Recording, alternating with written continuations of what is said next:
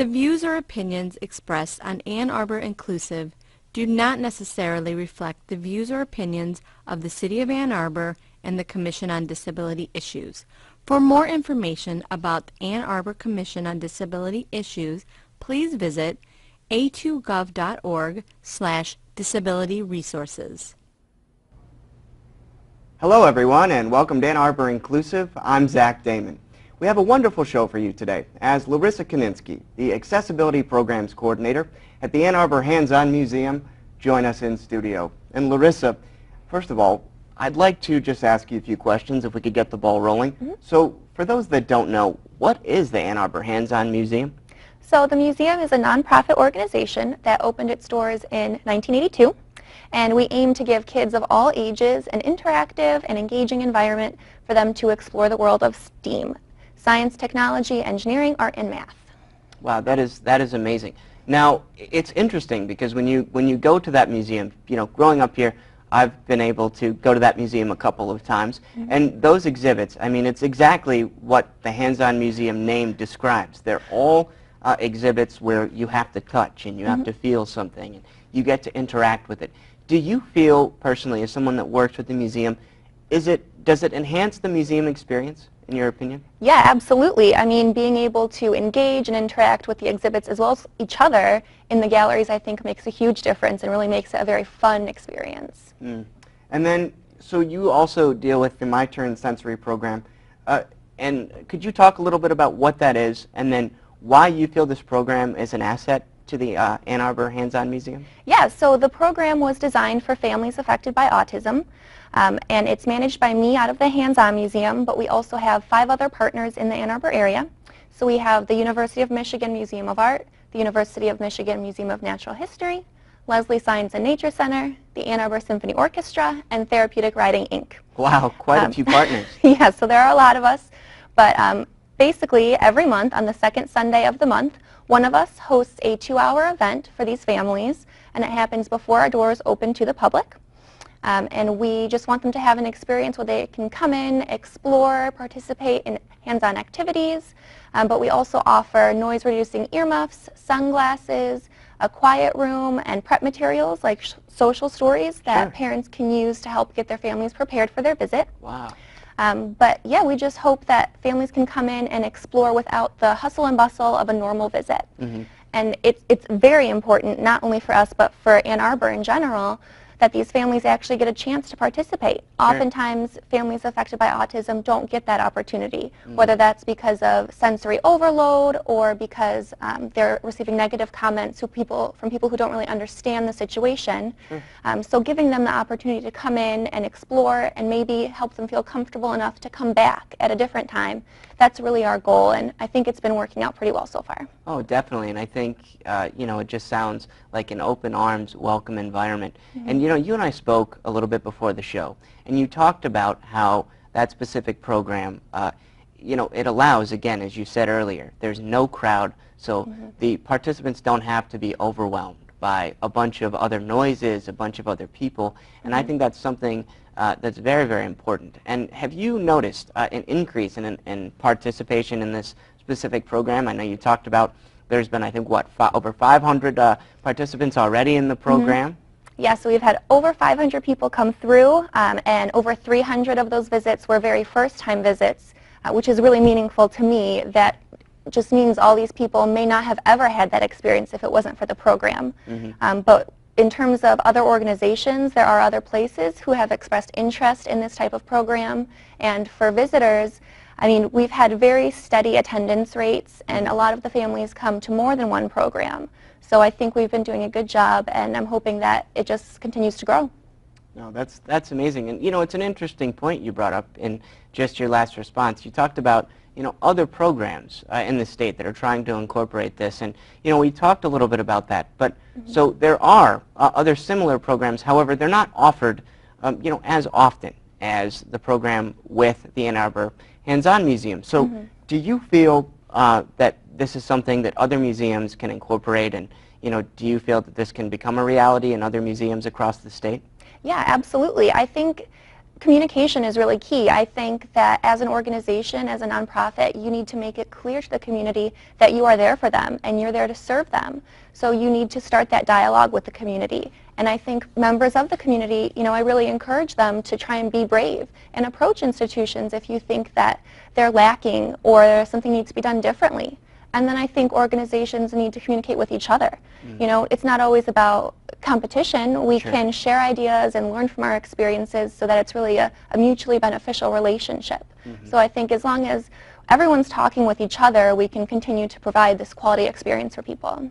You know, I couldn't agree more that communication is key, especially within the educational institutions such as museums and things that really shape, at least in my opinion and from my experience, a young child's mind as they grow older. And speaking of that, again, when we talked before the show, you brought up some wonderful new exhibits that have just come out at the museum. And one of them I was extremely interested in, and it's called Building Within a Building, I believe, is that, if that's the correct name. And so could you talk a little bit about that?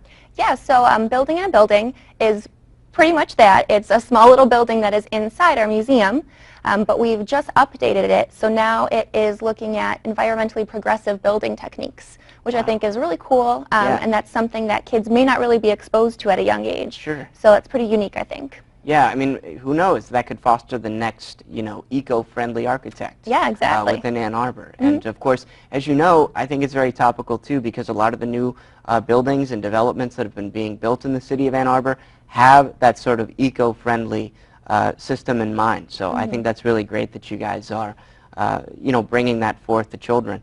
So can you talk about, I mean, working at the museum now for a little while, do you have a favorite exhibit that you like to visit every now and then, maybe during a break? Well, our water tables, our H2O gallery, is super popular with everyone because you get to play with water.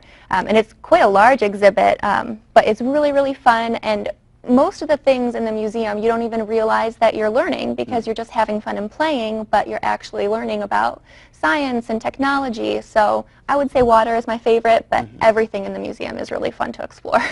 And I mean, I think that's wonderful. And speaking of elements, you also have a new wind exhibit that talks about wind technology and how that's used. So do you mind describing a little bit about that?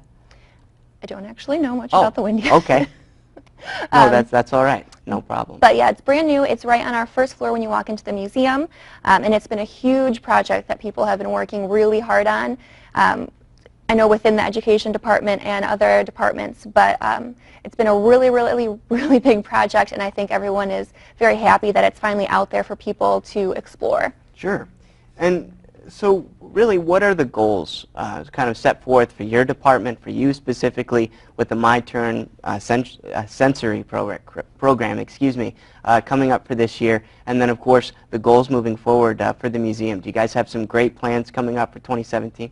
Yeah, well, we actually have something that's going to be coming up pretty soon already, Hands-on Holidays, which is a public program that happens from 10 to 4 p.m. and it's actually December 26th through January 8th. But it's super fun. It showcases some of our most popular experiments and activities. There's also some interactive performance elements to it. Oh, wow. So that's really fun for kids to do over the holidays when everyone has a break. Sure. But I'm super excited about a new program we started called Growing Together, and that is a new volunteer program at the museum. So what we've done is we have paired up young people in the community who identify as having a disability with a university student. Oh, wow. And they team up and work as a pair of docents in our galleries. Oh, okay. So it's actually a really unique experience where it's a combination of social skills training as well as work experience. So it's been going really well so far, and I imagine we'll be continuing it for a while because it seems to be very positive. And of course, I'm super excited for the rest of the year for My Turn. Our next event will be coming up on December 11th, and that one is actually at the Hands-on Museum. But we're starting to think about year 2, how we might expand the program. I definitely think that this program will just continue to get bigger and better. Sure. So we're all super excited to know what's going to happen for us in the future. Oh, Larissa, that's wonderful. I mean, so many wonderful things going on at the Ann Arbor Hands-on Museum, and great things. I mean, the Growing Together, that's just amazing. Have you noticed a big impact in the university students, too, that participate in that? Have they given you some good feedback? Yeah, I think everyone's really enjoying it. becoming a volunteer can be intimidating when you don't really know what it's going to be like. Sure. These are young people, so they don't have too much work experience yet, and I think that both the work experience and the social aspect has really affected the teams. Sure. I think they've learned a lot and really grown and developed some friendships, which is amazing to see. No, that's wonderful. And again, in terms of My Turn and the sensory program, to know that that's continuing to move forward and grow is wonderful. And can you talk a little bit about how that started? Because I know we talked about that before the show, and I think it's just such an interesting story. So do you mind touching on that a little bit? Yeah, so this has truly been a community program from the very beginning. The reason this even started was because a mother in the community approached us and let us know that her son was on the spectrum and they weren't really able to participate the way she knew that he wanted to. Sure. So we ended up collaborating with AIM High School, which is a school that was founded for kids on the spectrum and with other special needs. Oh, wow. And with Dr. Roger Lauer, who's a renowned neuropsychologist. And we figured out this one program, My Turn, that we could develop to serve the community. And it's been wonderful. We've continued to work with AIM High School and Dr. Roger Lauer and all of our partners, and it's just become bigger and better than we ever even expected. Wow, that's wonderful. So with these participants, I'm curious to know, does it increase their confidence? Do you notice an increased confidence level with them participating in the program? And of course, just them being big fans of the museum, do you get repeat participants that come back and visit? Yeah, definitely. I think the families have really been enjoying it, and the kids feel very comfortable. They know this is a program that's for them. They're not outsiders. This is their program. That's kind of why we use the name My Turn. We want them to have ownership of that. Sure. And we've definitely had families come back to the museum during regular visiting hours, which is great. That means that they, came to My Turn, they felt comfortable, and they knew that they could come back and have another great experience with us, which is exactly what we've been hoping for. So I'm really happy about that. Oh, I think we all are happy about that. And the fact that the Ann Arbor Hands-on Museum is doing exactly what we as a city, Ann Arbor, like to do, if I can say that, in being as inclusive as we can. I think that's just wonderful in the work that you do as well. And can you share just one good memory that you have so far from working with the My Turn sensory program or with the Growing Together program and some of the others that you've mentioned? I mean, I'm sure you've got to meet great people, great community members in the city. And can you just share one? Yeah, I mean, pretty much every experience I've had has been extremely positive. But one of my favorite memories, the Ann Arbor Symphony Orchestra had an instrument petting zoo for My Turn. So the kids had a chance to interact with instruments and explore sound.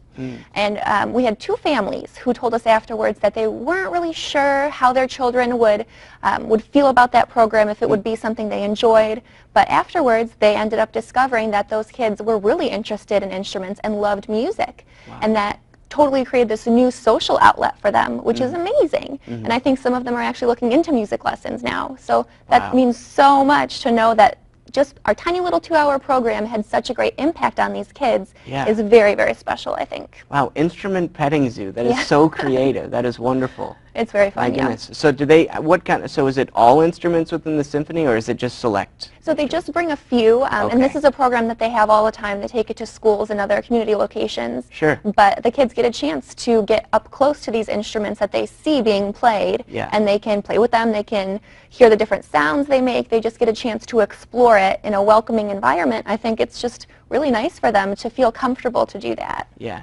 So have you yourself, I mean, as someone who came into the program and started running the program, as a form of educating yourself, have you participated in some of those workshops yourself to sort of know, how they work and how they feel? And what was your feeling on that? How did it feel to you to sort of go into that, and what did that feel like? Yeah, so with most of the events, I leave myself at the check-in table so that I'm a familiar face for everyone to see when they walk in. Sure. But I've always met with everyone beforehand to talk about what's going to be happening at the event. And everyone has planned awesome activities. With the petting zoo, they got to make shakers with the kids. At the Natural History Museum, they get to do a pretend little fossil dig. Things like that are always really, really fun and well thought out. And I know a lot of the parents get into it as well. It's not just for the kids, it really is for the whole family. Oh, is that right? So they get to be involved as well. That's really neat. Everyone's invited. I mean, parents and siblings come along, and we want everyone to have fun. So we try and keep that in mind. That's wonderful. Now, I'm curious, do you still have that very big bubble contraption with the, I don't know if you remember, but it's got sort of a very big circular thing that you pull up and pull down, and you're basically in the middle of a huge bubble. And that used to be one of my favorite exhibits going into the Hands-on Museum. Do you guys still have that? We definitely do. Oh my goodness. And I know that it is popular with children, but also adults. I've seen a lot of grown-ups in there. Have you really? No, that's great. I think it's wonderful. And again, just what you do is outstanding as well. But first of all, my big question, because I'm sure there's a lot of viewers that want to know this, in order to get involved with the My Turn Sensory program, how much is it? I mean, does it cost anything? Is it free? Can they register? How does that work? How can someone get involved and participate? So I'm very happy to say that it is completely free. Really? Thanks to really generous donors, the program is completely grant funded. Okay. So there's no cost at all. And to participate, all you have to do is go to our website, myturncommunity.org, and we ask families to pre-register. Sure. So they give us a bit of information, and then they're all set up to attend. And if anyone wants to ask questions or has suggestions on our website, we also have a Contact Us page. Okay. So you can write us a message. It gets sent directly to me, and I'm always happy to chat with people about the program, and we want to hear your feedback. We want to make sure we're doing it as best as we can. Wonderful. Wonderful.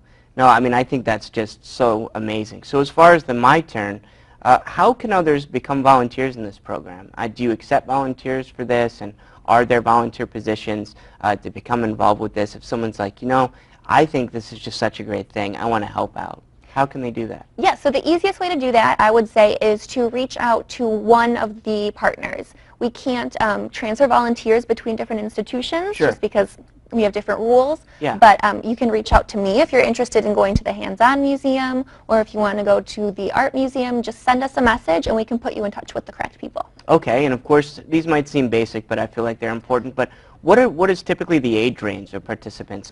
Is it just younger children, or, as you said, you know, you've had families and adults participate as well, so is there no age restriction? I mean, can anyone participate? Yeah, absolutely. I mean, we designed the program pretty much for kids 5 through 12, but everyone is welcome. We would never turn someone away for age. Sure. And we've had toddler through adult come through, and it seems like everyone is still having fun. So definitely, if you think you would benefit from the program, you are 100% welcome to come. Okay. I mean, I feel like you're only as old as you feel, you know? Exactly. You know, so there you go. You know, you can just get that inner child within you and bring it to the Hands-on Museum and enjoy the My Turn Sensory program, or when you talked about before, Growing Together. Wonderful.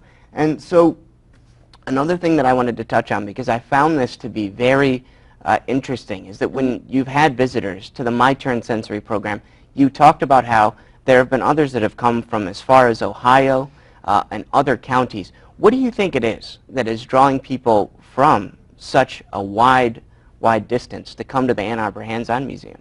You know, I just think that these programs don't exist everywhere. And families are looking for these types of opportunities. You know, they want to go to a museum on the weekend with their kids. That's a great thing to do, but they don't necessarily feel comfortable doing that in a regular atmosphere where it is very crazy and loud, and it may be uncomfortable. So I think people are willing to make that hour drive to get here so that they can have this experience. And, you know, we train our staff. I think families understand that we're prepared. We know that your behavior may be different than someone else, but that's totally fine. And we're ready for that. So I think families know that when they get here, they are going to have a good time. And I think that means a lot. Do you think that if someone is participating in the My Turn Sensory program, if they were to go, but say they didn't possess autism or have that, but do you think it would sort of give them a good start in terms of what feelings are amplified, in terms of kind of what they go through and sort of what the sensory perception is of someone with autism? Do you feel that's helpful? Yeah, I mean, with autism, it truly is a spectrum. So people have different issues that they're dealing with. A lot of times light and sound can be really disruptive for them. They can't filter it out like I can. So that type of thing, it's hard to imagine what it would be like. But if you try, then you can get a better understanding. And even at the Hands-on Museum, we have sensory kits that families can use during a regular visit. So they can use headphones or sunglasses if they're there, and maybe it's just too loud, but if it was quieter, they would have a perfectly fine time. So we give them that option, just in case. So you provide these kits, and again, in the kits are headphones and other things to sort of help them go through the exhibit, correct? Mhm. Wow, that's wonderful. Wow, that's amazing. You guys offer so much. Yeah, we just want to make sure that everyone knows we are here for you. Right. And we'll do whatever we need to make sure you can come and participate and have a great time. Mm. And I feel like the Hands-On Museum, I mean, in my opinion, because I've visited some other museums around the state, and I have to say that the Ann Arbor Hands-On Museum, you guys are really sort of raising the bar, not just for what you're doing in terms of the My Turn Sensory program, but in terms of the museum atmosphere as a whole, and making the museum experience more inclusive. And I hope other museums can learn from you, learn from what you're doing, know about the My Turn Sensory program, and say to their staff, you know, I think they're right. I think that the museum goers with disabilities are another avenue and another patron, just like any other person that attends a museum, to learn things or read about history or whatever the museum content may be, and say, you know, we should have something available so that all museums can be more inclusive. Do you agree with that? Absolutely. Accessibility is not an option. It's necessary. And I think people are really finally catching on to that idea, but I think our museum is dedicated to it. And I think we're going to continue to push for it and make sure that we're doing the right thing. Wonderful. And of course, with you there and of course the wonderful work that you're doing and your tireless dedication and effort, I'm sure they understand that and it's going to continue to move forward. Is there anything in closing that you want to highlight that we haven't already highlighted, and something that you just want to tell viewers? You know, why is it important to go to museums? I feel like, you know, younger generations now, they want to be on their phones, they want to play video games, they don't really want to go out to a museum and walk around and read things and look at things. Oh, it seems like so much work. But why is it important to attend a museum, and especially the Ann Arbor Hands-On Museum, if you've never been? You know, a lot of kids think about museums and they might feel like it's sort of an extension of school. It's not really a fun thing. You don't want to sit there, you don't want to study, but going to a museum is really fun. And it's a unique educational experience where you don't necessarily think about the fact that you are learning. And I think kids should really try it. If you try it, you might have some fun and it'll be worth it. That's right, and there's no shame in trying something new. I mean, knowledge is power, right? Exactly, yeah. Wonderful. All right. Well, folks, that's all the time we have for today. And I'd like to thank Larissa for joining me. And as always, please be sure to tune into Ann Arbor Inclusive next month. Stay awesome, Ann Arbor.